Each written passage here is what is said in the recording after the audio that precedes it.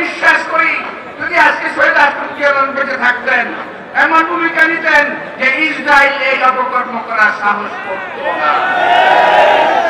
সারা বিশ্বের মুসলিমরা আজকে আপনার খণ্ড বিখণ্ড হয়ে গেছে।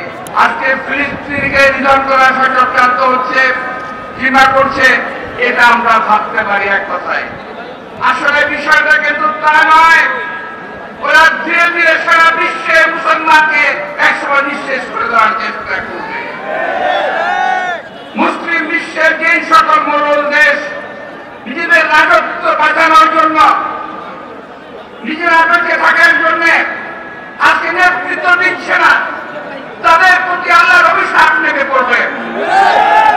যারা নেতৃত্ব দিলে এই মুসলিম বিশ্বকে যদি আজকে ঐক্যবদ্ধ করতাম, যদি বিশ্ব আজকে শুধুমাত্র বার্তাপুঞ্জের মাধ্যমে ঐক্যবদ্ধ না হতো, যদি মুসলিম বিশ্ব কার্যকরভাবে ঐক্যবদ্ধ হতো, তারা আজকে এই ইহুদিরা, এই ইসরায়েলিরা এই অত্যাচার করতে পারত না।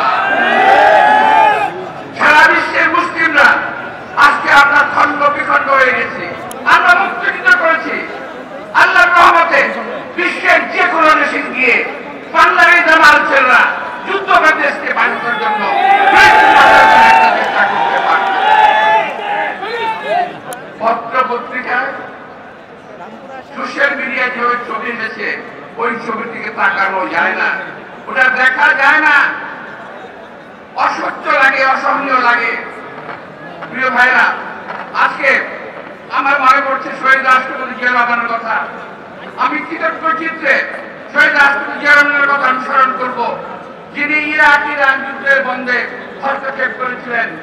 আমি বিশ্বাস করি যদি আজকে শহীদ রাষ্ট্রপতি জিয়া রহমান বেঁচে থাকতেন এমন ভূমিকা নিতেন যে ইসরায়েল এই অপকর্ম করার সাহস করত না।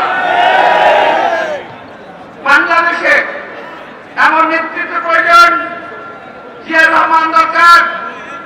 এই জিয়া রহমান যিনি সারা বিশ্বের মুসলিমদের নেতৃত্ব দিতে পারবে। আমরা বিশ্বাস করি আমাদের নেতা তারেক রহমান তার উত্তরসূরি। আজকের এই সময় যদি আমি কথা বলি, অনেকে বলবেন যে চাঁদটাকে করতেছে না, চাঁদটা না। উনি পারবেন। আমি মনে করি উনি ওনার অবস্থান থেকে ব্যবস্থা নেবেন। আমি বিশ্বাস করি সারা বিশ্বের, সারা বাংলাদেশের মানুষ আজকে আমার নেতার পিছনে থাকবেন, আমরাও তার পিছনে থাকবো।